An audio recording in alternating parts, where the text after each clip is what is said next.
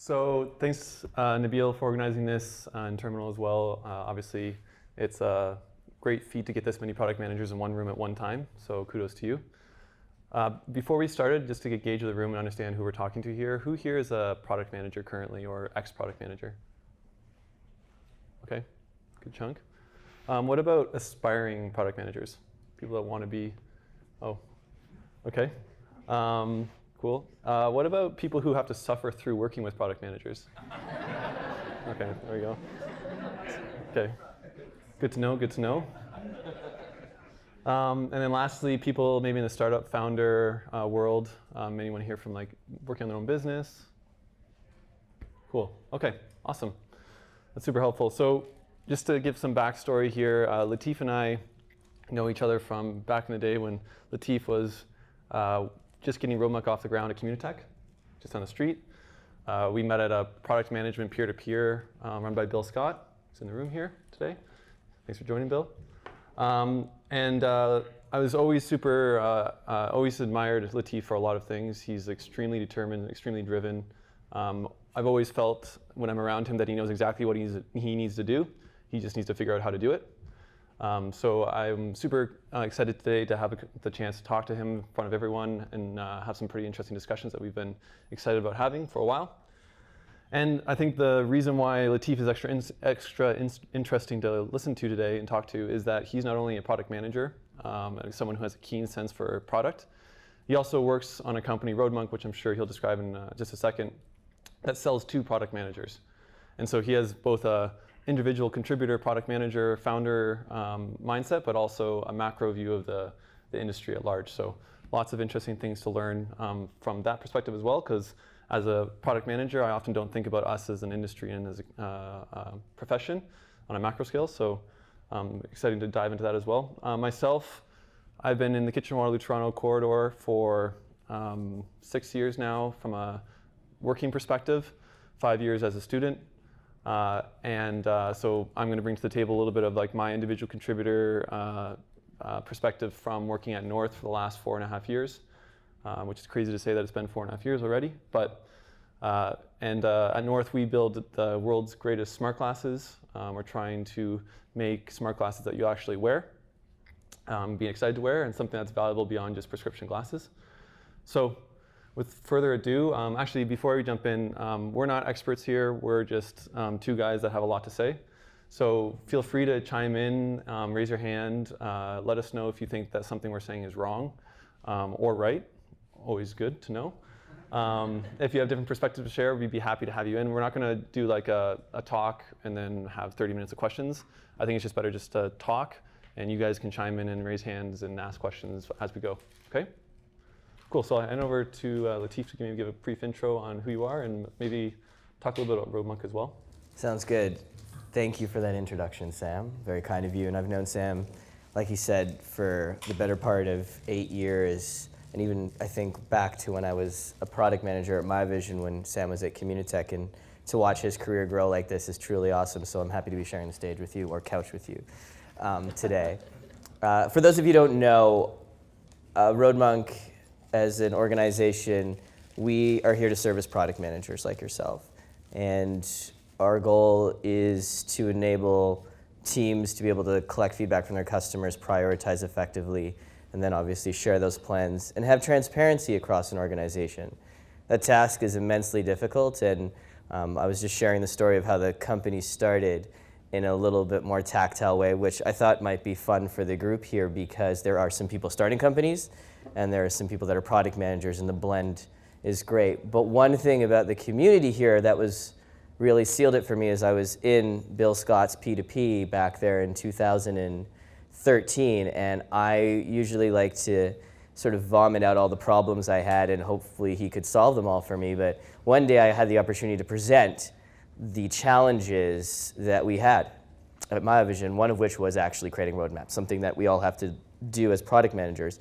But we were doing it in such a disorganized fashion, and I had explained we had built an internal tool, and there was a gentleman by the name of Andre who was sitting to the left of me and just looked at me in the front and said, "I'll pay you for that." And I was just like, and a light bulb, really the proverbial light bulb went off, And I chased this person down. I sat down and designed the application with him. And today, we're 110 people. We have over 3,200 customers. We are a company that has almost basically bootstrapped and only done a seed round. And we get to really build the vision of the organization in a way that I think is unique.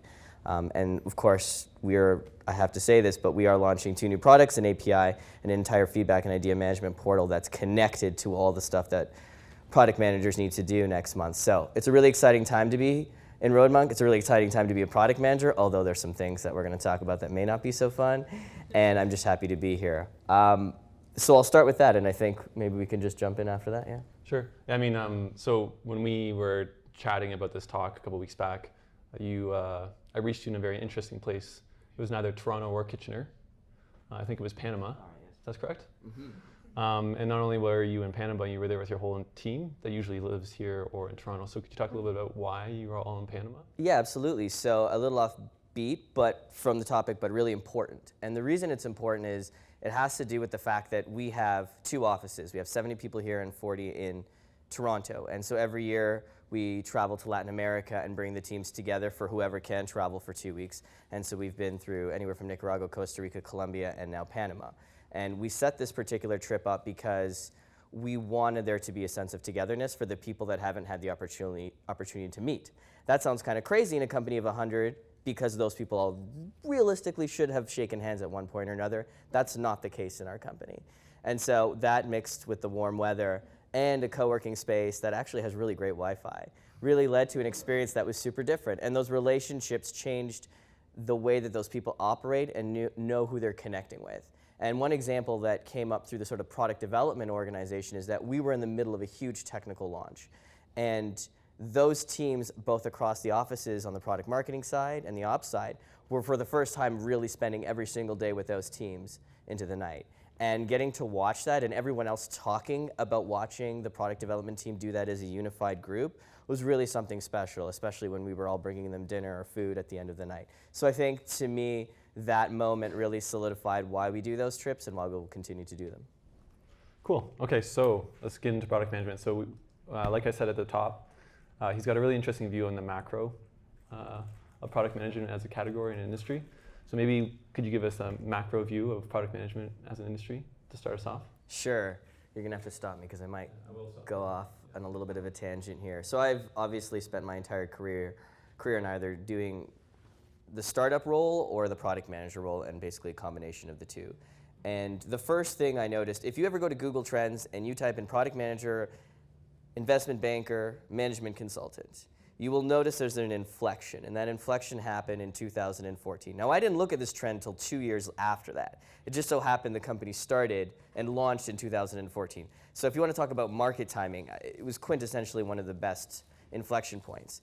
And product manager was consistently lower than those 2 jobs, and then has escalated to be double either one of those in terms of the search volume in the profession. That speaks volumes to the relevancy of what we do. The second piece of information that's really coming to grip here is the fact that there was 32% more product management openings over the last 2-year span. This also indicates that organizations are becoming highly aware and respecting the role that each of us need to play within that organization. This shouldn't come as a surprise because the title itself has reached that set of accolade. Now what happens is, of course, the tools follows, the distribution of data and information changes, as well as the processes. And of course, that started with moving from waterfall to agile, but everyone somehow just happens to live in between forever, which is totally fine, by the way. So those are a couple of the major trends. And I think the third that is also just recently come into my mind is the CPO title. And so this has not really been discussed, but it is of interest to me because this is the one that clashes with founders like myself. And I don't know if it's a good thing or a bad thing yet. I haven't formed a total opinion. But what I do know is that product-led companies, like the ones we work in, or probably many of the ones you work in, those are the ones that have the hardest time with the CPO. And that role is critical because it takes away the product vision from the founder. And some of the sales CEOs are happy to do that, just like I have a counterpart that is the head of sales in our CRO. I don't need to worry about that. But that is a role that I think the stat was something about 1,048 postings happened in December over the course new, and 648 were posted in like a 2-week span. Like the increase in volume for leadership roles in this regard to hold the product vision is in desperate mode because so many companies struggle to actually know how to innovate, introduce new products. The first product is the reason they're all trying to get hired. That's not the hard part. It's those second, third, and fourth editions because organizations struggle to figure out how to actually take their whole new company and go, all right, let's do this all over again. And so the mindset of what I call a product manager, a maintenance product manager versus a startup product manager do differ in these types of organizations. So what do those trends all mean? What do we do with all of that? One, I think, is just a recognition, right? We recognize that our role has been understood. And then two, we have to leverage it. We have to leverage the brand. We have to represent the brand. And how we do that is going to be reflective in the organization. What's unique is we actually have that opportunity. Sales already has its brand. Marketing people have their brands. Executives have their brands. Product management is forming the brand. And so how we characterize and how we hold ourselves and conduct ourselves in the organization will actually make us actually very alluring for the people that want to help us and do the job that we do that is so stressful, but then also transform and be thought leaders in the community at large. You stopped yourself? I did. That's good. So let's talk about the tools, because I know you sit in a place where Roadbunk is a tool of the tool set that many product managers use. What are the tools outside of Roadbunk are like a lot of product managers starting to pick up these days? Because at North, we have, an organization of roughly 200 to 300 people. I'm sure a lot of you are familiar with the stage of business if you've been in any business of that size, where things are constantly in flux.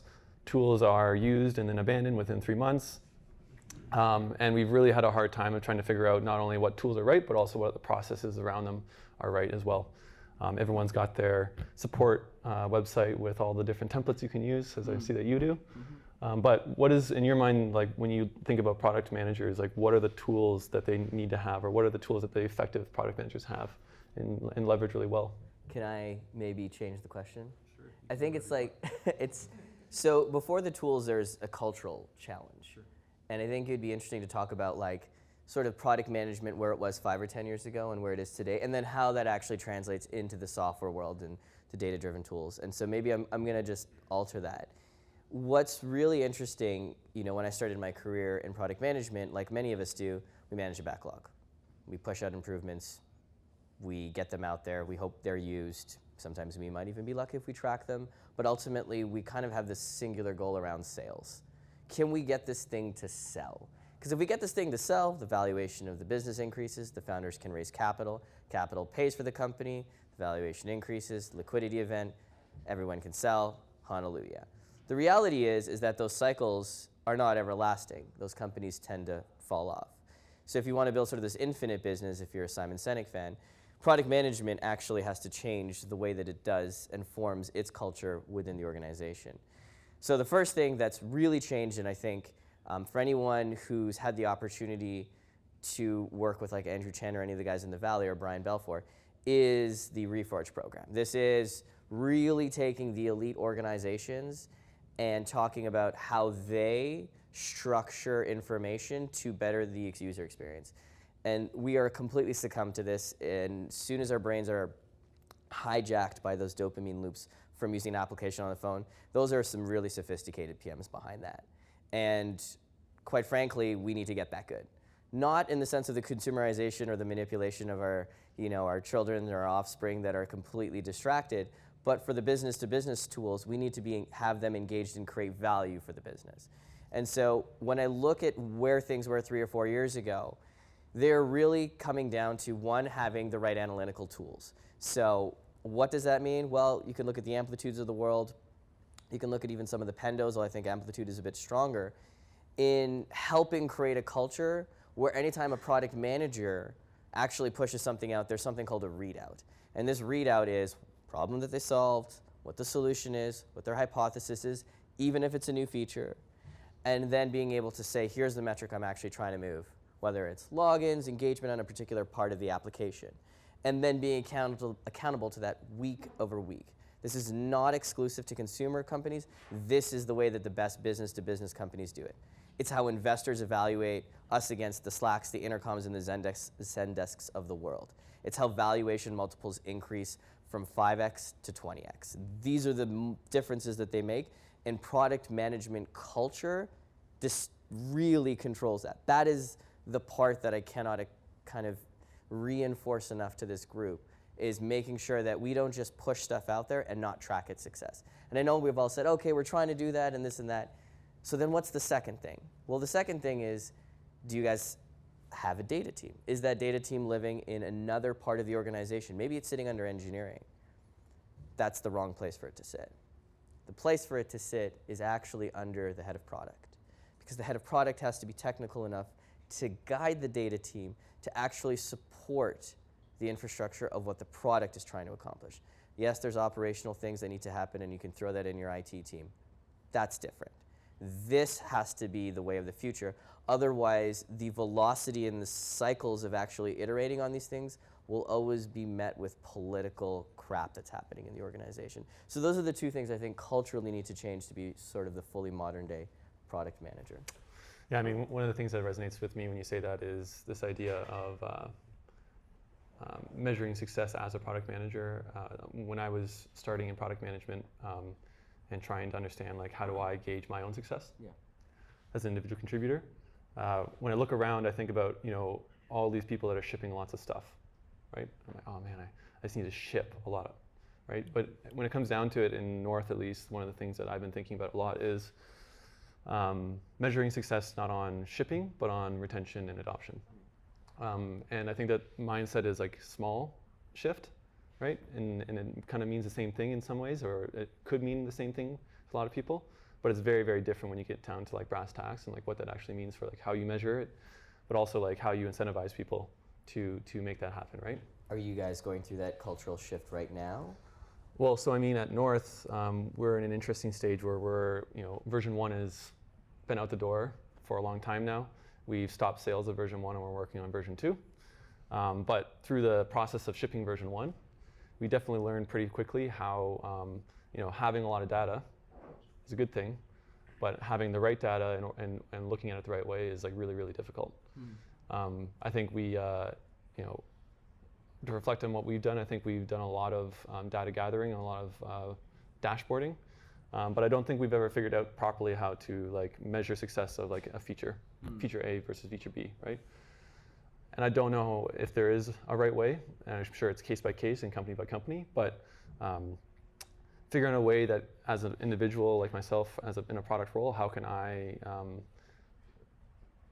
better myself and learn how to better myself by measuring those kind of things for the things that I work on. One of the things that, and I'm not sure if you've done this, but a lot of organizations in the Valley do this pretty early on. I'm of the opinion it usually should happen above a 5 million ARR. Before that, an instinct of a founder pretty much trumps anything, because that's the way the business is going to go anyway, so don't get in their fucking way. Is that speaking as a founder? No, I have no idea. Being on sales calls is like the weirdest thing, because like in the back of my mind, I'm like, if I was a salesperson, I'm like, I'm going to oversell this, and then like the product manager version of me is like fighting. It was really strange early on to do that. That's a whole nother story though. But in that, what's really interesting to change, part of that I think is to do with the product growth team. Because when you own the roadmap, or you own these big things you got to deliver, and they take weeks or 6-week cycles or 3-month cycles to do, the last thing you're going to really think about is like, how am I going to measure that 1-week improvement? And the Valley figured this out many years ago. And I think the ecosystem here could really benefit from that, is to really create a separate growth team. So I had the opportunity of spending some time with Mercy, who ran growth and onboarding at Slack. So it was a 50-person team early on, and they changed the landscape of how effective that could be. Of course, them being top 3 fastest companies ever created. And one of the things that I took away from the conversations with her was that if you have a growth team that does not report into product management, that basically is a mirror that evaluates how the product management team does, that will make your product team better. So how is a growth team different from like a research team? So a research depends on how you define research. I guess like, so, in our world, like at North, we do that, and that dynamic is driven by like the user researcher, right? So the user researcher should be driving insights based off what we've delivered, and saying like, this is what we hope to achieve, and this is what we actually achieved. So like, where's the delta? Why has that happen? So I think it is a component of that. So the expectation from a growth team is really twofold. So one is they go in and they look at everything that's built and they go, where are they baselining? And then two, they go, clearly we missed the ball. We launched this feature and it didn't accomplish this. We're going to go in and improve those experiments. So gaming is obviously notoriously good at that, but let's leave gaming aside because we all know what that could look like. But how does this work in B2B SaaS? Well, when we launch a feature and we were like, we expected like, you know, you launch an integration, you expect 20% or 15% adoption in current customers that have that integration available to use. But if it's, let's say it's 5%, well, you're going to send your growth team in and say, figure out why, where are all the blockers, look at every piece of the workflow. Oh, there's a login issue with authentication because whatever. Go in and solve that problem and then show me the metric that improves it. And if you uncover that this is across, you know, a huge technical gap that we found, then you go to the product team and say, put that on your roadmap. It's a bigger thing that you need to deal with, but I've discovered that I can improve 10%. Even if your user base is 50,000 users and it's small in B2B, you can go and affect that. So is that kind of like what you're describing to me? That's almost like quality assurance, but for product. It's exactly that. It's basically a team that sits outside of product and tells you what you're doing wrong. Because we don't have enough people telling us that already. You never do. Yeah. Okay, interesting. So on that topic, let's dive into something that I think you're uniquely placed to kind of talk about, San Francisco versus KWTO. So I don't want to get disparaging in how we talk about this because I know that everyone knows that there's a difference. But I want to maybe just open up the conversation and see where it goes. So I think we were both discussing how the difference in terms of like engineering talent and caliber of engineering between Kitchener-Waterloo, Toronto, and the Valley is negligible, if not zero. I mean, the big fact is that when you go down there, most of them people are from Waterloo. So they exist here too, right? So there's not much of a difference, at least from what I've seen. But I want to put this in a good term, in a good way, and the words are important here. But the level of product thinking in the Valley is very, very different than the level of product thinking here. And I'm not saying that the product managers are different. I think the quality in terms of people are the same, but a level of product thinking is very different. I don't know if you have any thoughts on that or like insight into. Well, it's interesting because there's a lot of organizations there, and I do agree with you. I think when you look at it from a raw talent perspective, there's no difference. The difference is they just have, in terms of like the people, the organizational structure, there is a difference. They have a lot of larger companies, so they get to kind of play within those ecosystems. And then those people take on the culture and the environment in which they grow up in. So for example, I'll mention Mercy again. She would never hire a product manager from Facebook because Facebook's product managers don't think for themselves. They think only from data. They are not allowed to make qualitative decisions based on anything. So you go through 5 years of being a product manager there, you walk out and you go into an organization, you're completely frozen. You can't actually function in terms of qualitative information, which for her at Slack was a huge component because it was such a new, novel idea in terms of how they were, speed at which they were going. So I think that was the one thing that really resonated with me there. And two, I think is there is a loyalty issue there, right? So you end up having people jump because of the pressure of the investors and VCs in that ecosystem. They basically say, you have 2 or 3 years to figure this out, otherwise we're going to blow you up, right? And the valuation blows up, people get upset, engineers jump, and so you have this lack of loyalty, and so everyone's kind of skipping a beat unless they hit like a home run. And even then, they're like, well, my option's vested, let me just go try something new. And so there's this continuation of lack of loyalty, but the consequence, good or bad, is that their learning curves are so condensed because of the time constraints they have to operate in. In Canadian culture, we afford ourselves more time. One, because I think this is just a function of not just Canada, but most global tech hubs outside of the Valley, perhaps New York and Israel are exceptions. And what that does is it kind of lets the teams grow at a slower pace and at a more sustainable rate. And there's certain types of people that love working in those organizations. And I do think that there is something to be said about it. So I'm not saying those are good or bad things. I'm just saying those are different things. And they both have their pros and cons. One just happens to have a consequence of more rapid learning. And so some of those PMs do come out with that effect. And I think the one thing that was a consequence of that was the sort of growth team that has been instantiated in the last 5 years in all these organizations, because they said, well, your product team is just shipping these things every quarter and they're doing these big things, but how do you know they're being effective? And so this growth team would just come in and run 20 cycles around them and then say, here, go do this other thing because we have so much more information than you. And I think the balance between those two things is what we can take away from that. Yeah, I mean, one of the other things that I've been mulling over in my head for a while, and some people here from North as well know that I talk about this a lot, but the difference between like current product management in the Toronto area to the Valley, in my perspective, is this idea of like experienced design product managers. So product managers who care more about how the experience looks, feels, and operates, not just delivering like functional benefit to the customer. And at North, you know, I've spent, I don't know how many hours, I've probably interviewed 100 to 200 people for product roles at North. And it always strikes me how much conversation at the product manager to product manager in this area revolves around engineering and software, and very, very little time spent talking about design and experience. And one thing that I like really admire about the Valley and the products that they churn out is just how good they are at building great experiences. So how have you taken that, and I think that I completely agree with all of that, what have you done differently? How have you structured your teams? What's evolved in your organization to accommodate that? So I mean, part of it is giving the accountability and the responsibility to the product manager for the experience. I think that you have to build in processes. We've been trying out this new process called Shape Up by Basecamp, which kind of puts the onus on the product manager specifically to do like the actual interaction and user flows, and like how a customer will actually flow through the product when they do it.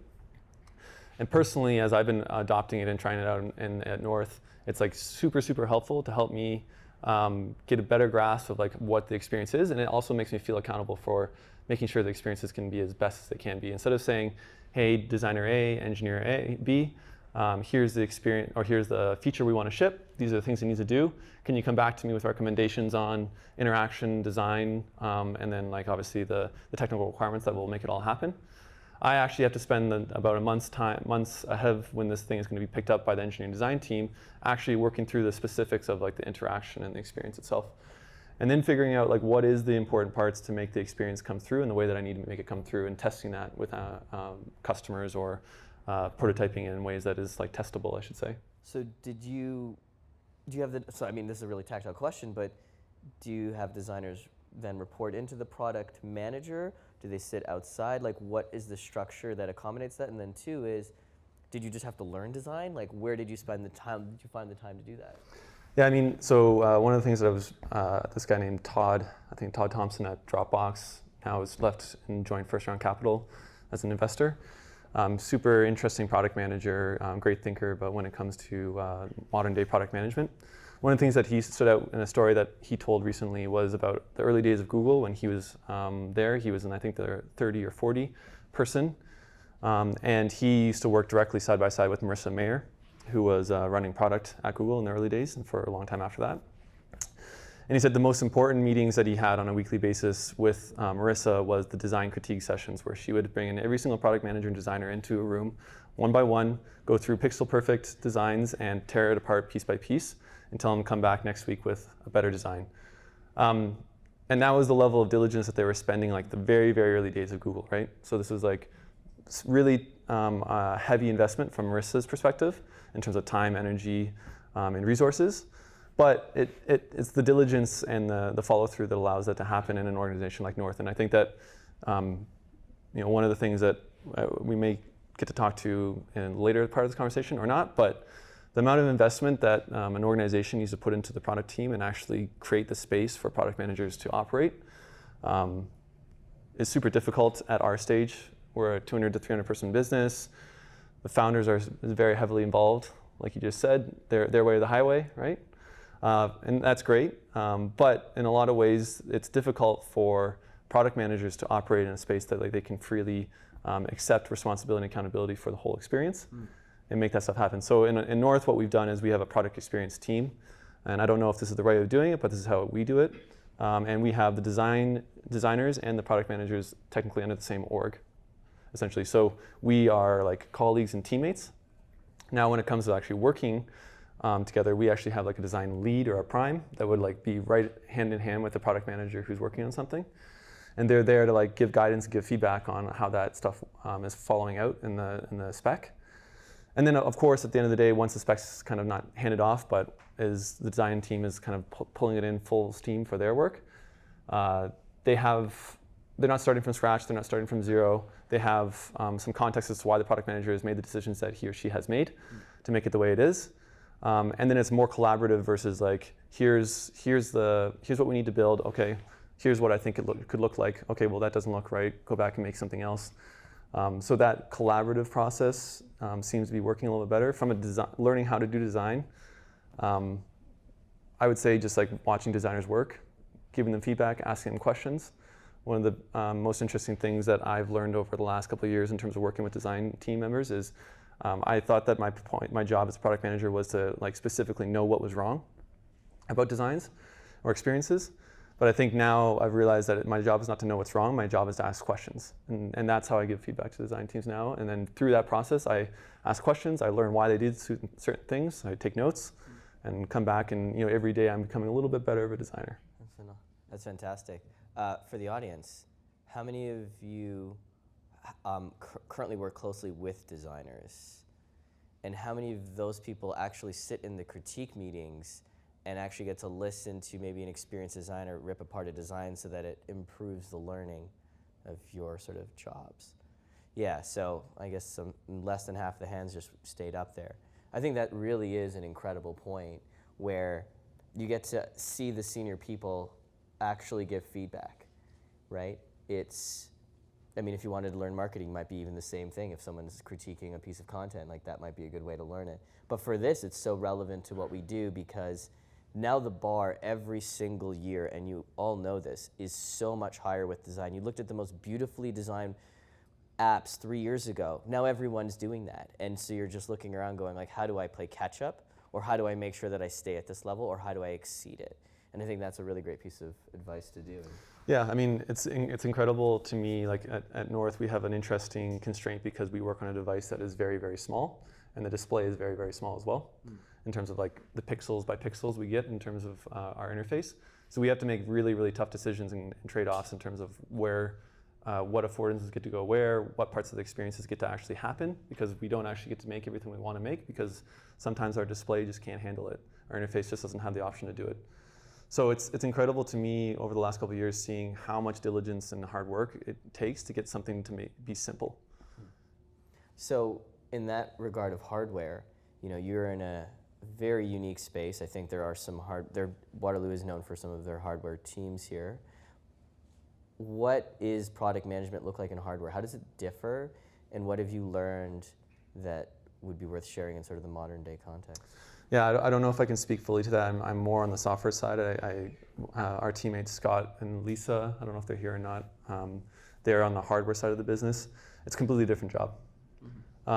And I don't know if we're doing hardware product management the best way that we probably could, but their job is more about working with a huge hardware, electrical, mechanical design organization and making sure that the customers' desires are followed through on every single decision. And that's really, really tough because unlike software where we can make mistakes and we can rip it out and put in new mistakes, hardware, if they make a mistake, it's a 6-month schedule slip. So I have a lot of admiration for the product managers who work in that space. Very, very different job though. Yeah. So I thought maybe we could talk a little bit more about the role itself. Does anyone have any questions or thoughts so far? Anything you want to chime in on? If not, we can keep going.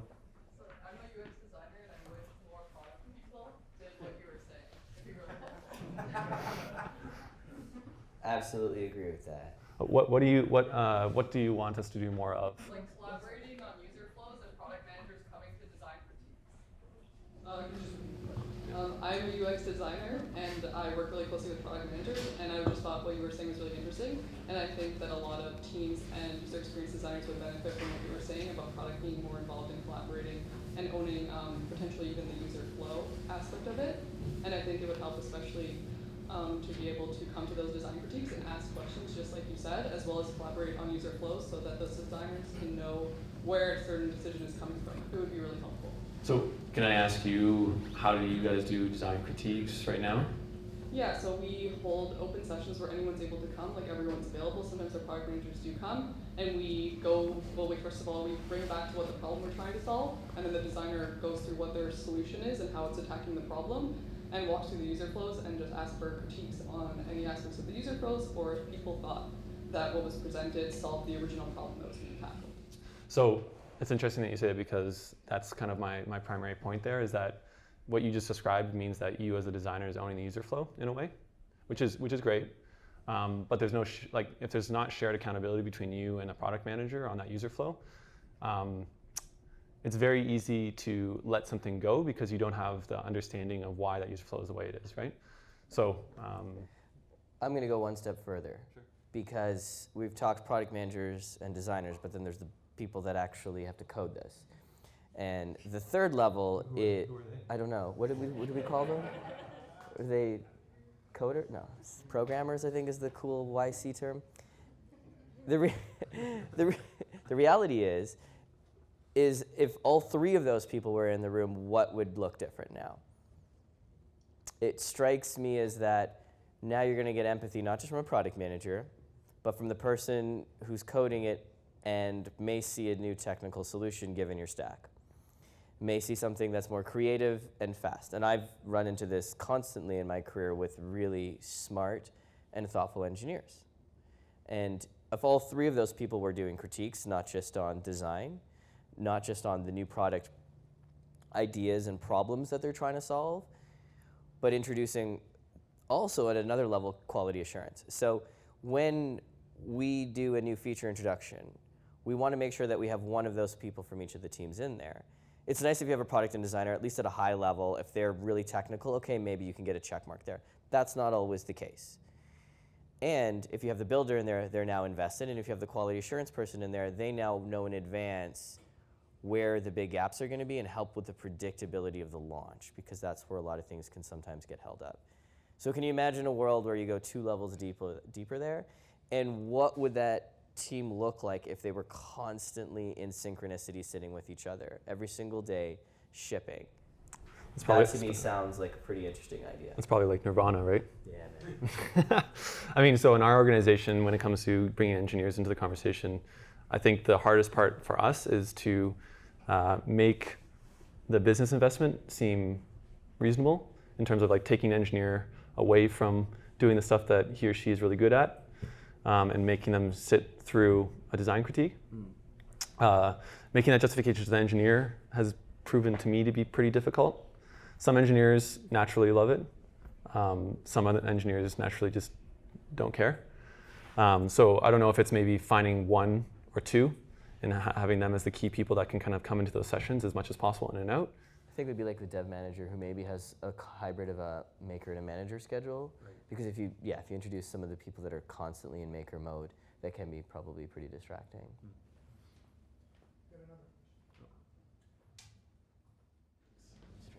Thank you. Just a follow-up to that thought, because I thought it was pretty interesting. I've recently adopted ShapeUp, so trying out this cycle, something new. I just want to get some thoughts on what do we actually mean by owning the user flows. Because right now what I'm doing is I want to design the mockups along with the user flows and everything else. But to what level do we do that so that your engineering team is free enough to come up with something better or provide better ideas and things like that? Yeah, that's a good question. So the part that I actually love most about ShapeUp, and for anyone who's interested, you can look it up. It's by Basecamp. They've got it all free online, and you can go through it as a pretty quick read too.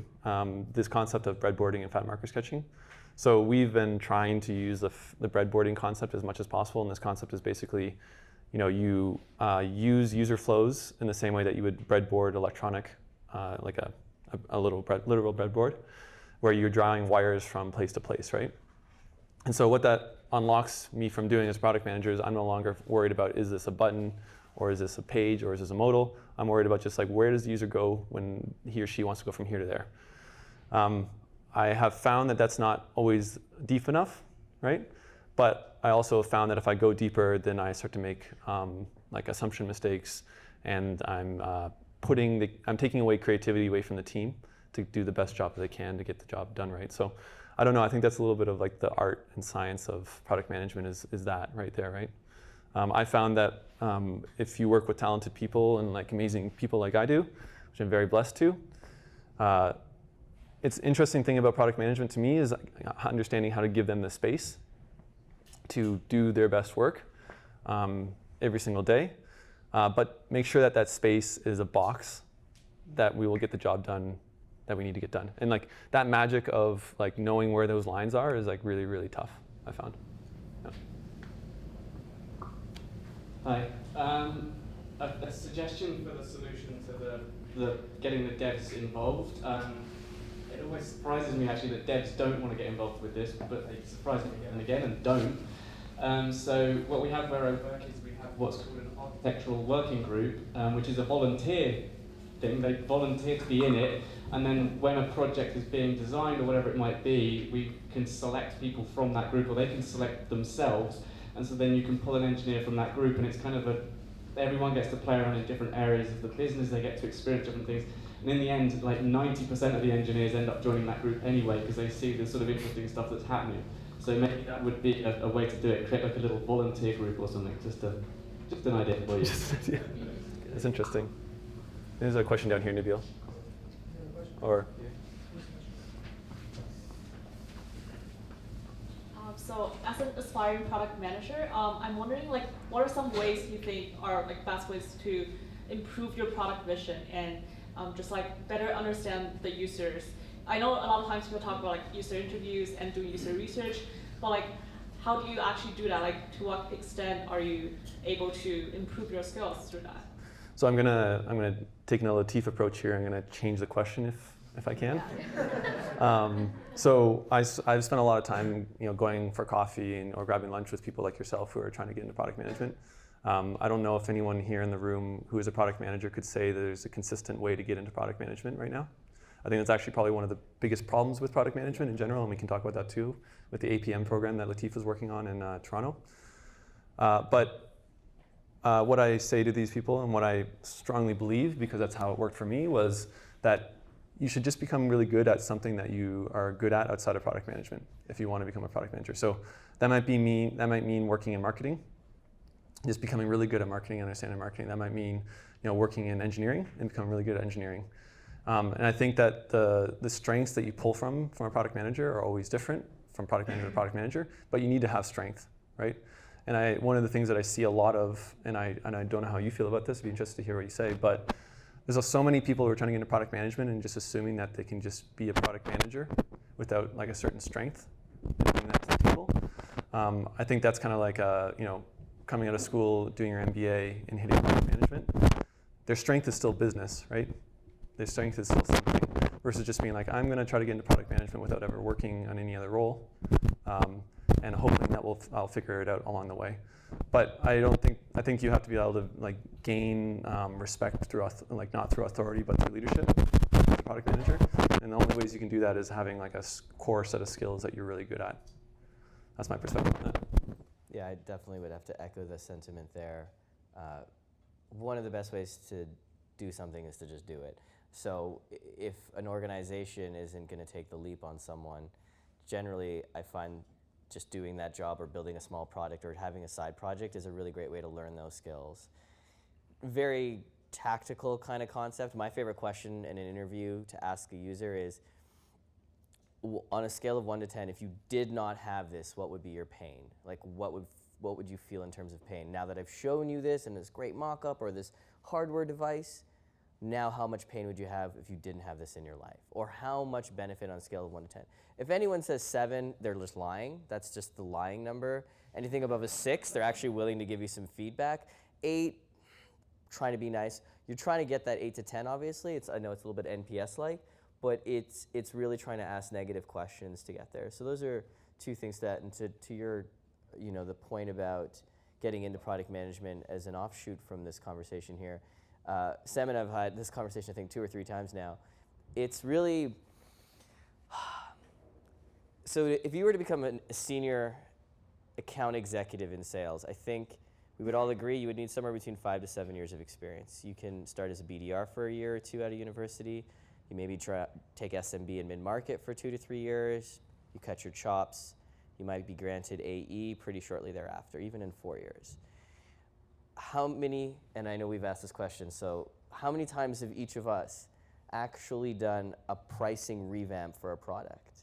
For myself, I've been in this for 15 years. I've maybe done it 3-4 times max. How about yourself? Like a real pricing that actually sticks? Yeah. Or Yeah. maybe once. Right. And so it's not that we haven't had the tenure in the experience of product management. It's that the frequency of getting to deal with the big challenges don't come often enough. And I go back to the sales thing, they got to experience each year something new categorically and cover so much more ground. If you look at any product management framework, to be able to cover even some version of 30% of that will be more than 15 years. And so when someone wants to get into product management and be a senior product manager and a director at like 28 or 29, I'm like, okay, am I dealing with ego here, or is this person an actual all-star? And the reality is that we've done a poor job actually creating a structure, since this is a new sort of field in the last 10 years, to actually show what the expectations are of becoming a product manager, a senior product manager, a director, and a VP, and so forth. And like in sales, they have BDR, we have product owner. I was granted the title product manager way too early on. Full stop. I was a product owner for 2 years. I was not a product manager. And my boss, Kevin, told me that after 2 years, he's like, you haven't been doing any product management. I forgot. He just told me, and I was like, I was taken aback by that. I was like, what are you talking about? He's like, you've done one of those things, and it's just manage a backlog. And you think you can do pricing, business strategy, market competence. I was totally floored. And it only came to me 5 or 6 years later after that that I was like, not after that, sorry, within my career that I realized where I actually was. And I so think we've got to do a good job creating structure and expectation of what success looks like for PMs. So you're talking a little bit more about like the business strategy or internal operation of how we get like, give product managers a path to success and help them along in their careers. What about like the systemic problem of just like getting product managers, people into product management period? Like is that the onus on the individual companies to figure that out? Is that something that we need to, as a community, try to figure out on a larger scale? I mean, I don't know if I have the great answer here. One point of view is that since it's a unique role, that I think it's going to have to take a lot of community effort. And in the Valley, they had the APM program, and Tom over at TWG, who founded it here, and I was just on the board and helping. My attendance has been a lot lower recently, but in the first year and a half when we had people in the program, we basically had a 6-month placement where every single week they were doing 2 to 3 hours of class, plus homework, plus presentations, and we were just throwing them over the deep end in every way possible, trying to match their grit with the hard knowledge. And in the Valley, they run the program for 2 years, but they put you in Facebook, Twitter, Google, Yahoo. So the experience they're going to get is just, it's going to be not comparable. They're going to have an advantage over there. Fine. What do we have to do? We have to do the same thing in the companies here that can support that, which we've done in Toronto. But the reality is that community cycle is not 1, 2, or 3, or 5 years. These are going to take 10, 15 years to really build it up, in my opinion. But I challenge the group, how do we actually do that in a shorter amount of time? Because we need the seniority in our organizations to push forward, like many of the people in this room are today. And so I think that's something that's topical. I think the peer-to-peer group is something that has that opportunity to continue to grow and expand. And so, it's one point of view. I don't think there's a really solidified answer, but it's something that I think we need to participate in. Is anyone in the room? Oh, yeah. So I'm a marketer, and understanding the aspects of product management is at first it was confusing, but as working with the product manager, I got to see his day-to-day. From my perspective is that it's someone who bridges gaps within the organization, and as a marketer or as a marketer or marketing team, how can they bring value to product managers? What kind of suggestions do you have?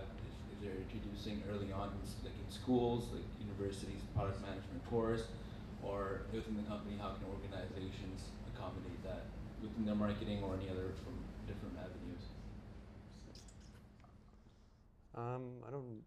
Okay, so one thing I could suggest, or one thing that I've been thinking about, similar to the design critique stuff, is marketing and actually, just this year, I think it was surveyed that for the first time ever, more product managers are reporting to CPOs than they are to CMOs.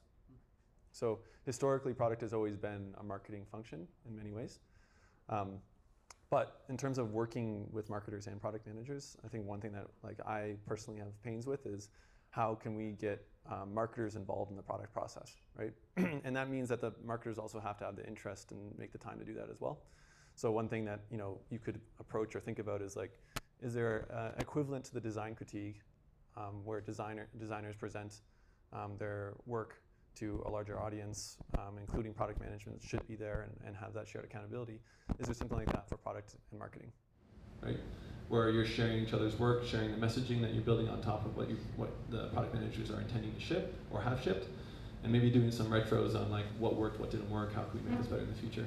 There's so much dissonance I've found in terms of like product and marketing, and it shouldn't be that way. And it's definitely not always thought of, especially in like a heavy tech role, as like two teams that should be one, in the same way that design and engineering and product are. But I don't really know if I have a good answer there. That's good. Yeah. Two more questions. Two more? I like it. The back here. As you mentioned, I think there are a couple of like frameworks for the entire field of product management, and I've been looking at a few of them. And the problem is there's a lot of ground to cover. So I was wondering, as we talked a little bit about having your strength, is it better for the product manager to try and focus more on depth and find an area where he's more on technical or marketing or on strategic, or should they try to cover as much as possible with breadth? So, Should I go?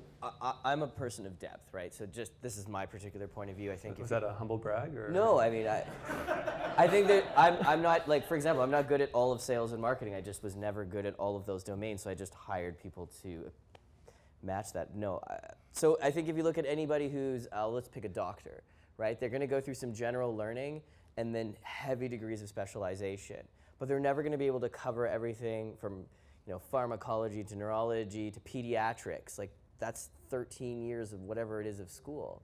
I look at the depth or the sort of the horizontal landscape of these frameworks and I think, wow, like I've probably not covered more than 40%. That's fine, I'm okay with that.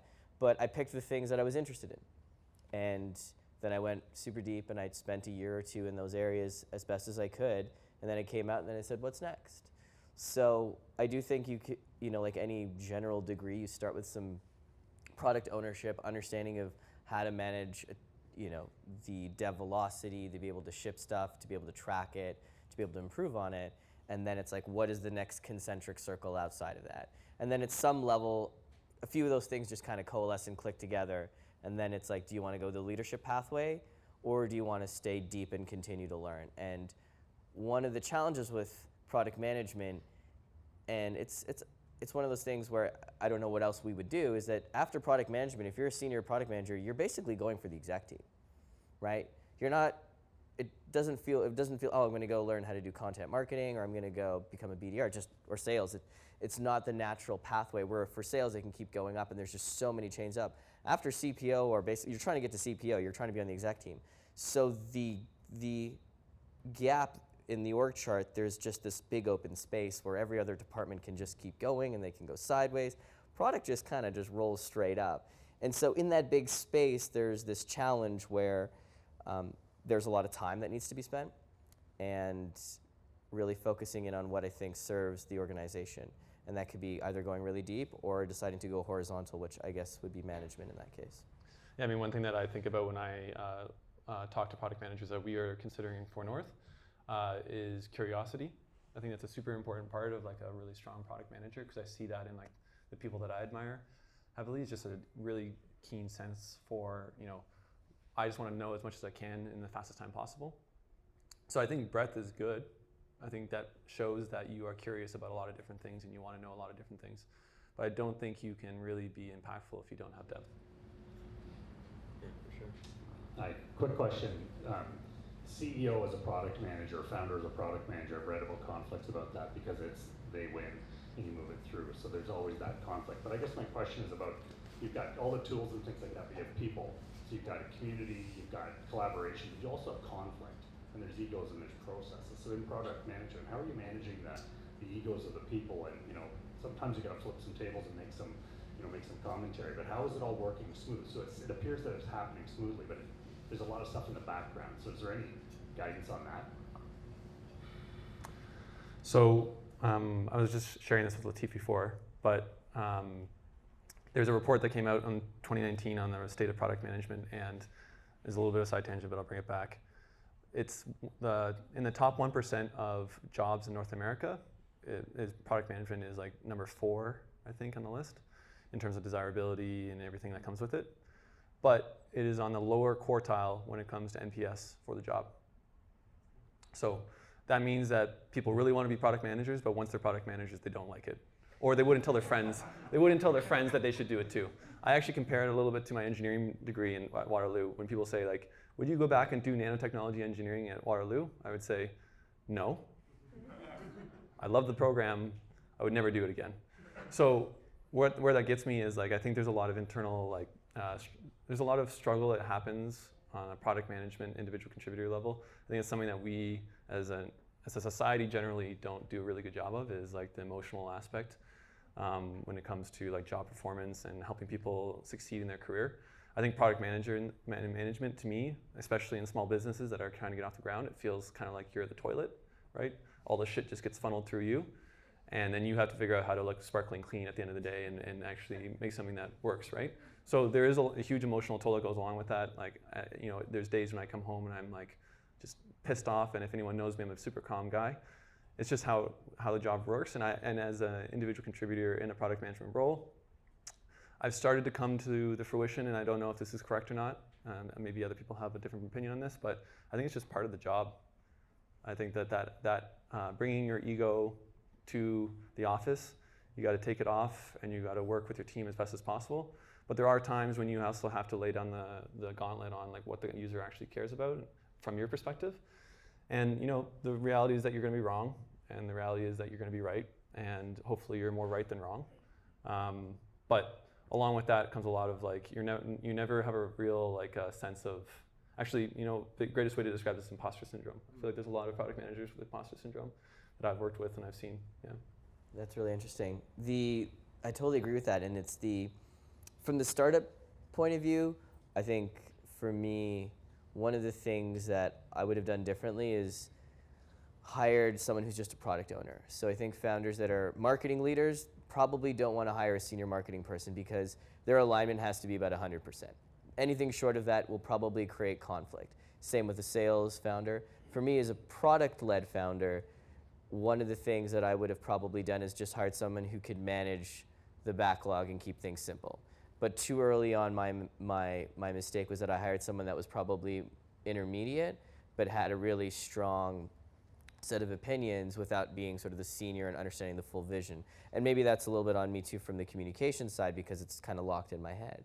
And so I think one of the things early on in a startup is to not try to give your job away too quickly. And I really like Mike Rossi, he's a good buddy of mine, and at Smile, like, if he didn't have a product manager, I think till over 50 or 60 people, which kind of blew my mind. In my head, we hired someone at 10 people. I think the right time felt around 15 to 25 to get someone in that could do the product ownership, and then a full product manager around 30 for my style and sort of the vision that I had. So I think that was probably a very specific lesson in the context of Roadmonk, but I think finding the way with egos, they're going to start to grow as the organization goes on when they have more tenure and more clout, and so setting the right expectations. And I think ultimately for me, I found someone now that is 100% aligned on vision, and so for me to let go is actually quite easy. When it comes to some of the designs and they want feedback, great, I get to sit in once a quarter and do that, more than happy to, but I don't wake up in the middle of the night thinking, why aren't we building this? I know they've got it. And I think that's a really great place to be and sort of a place to work towards. Everybody, let's give it up for these guys.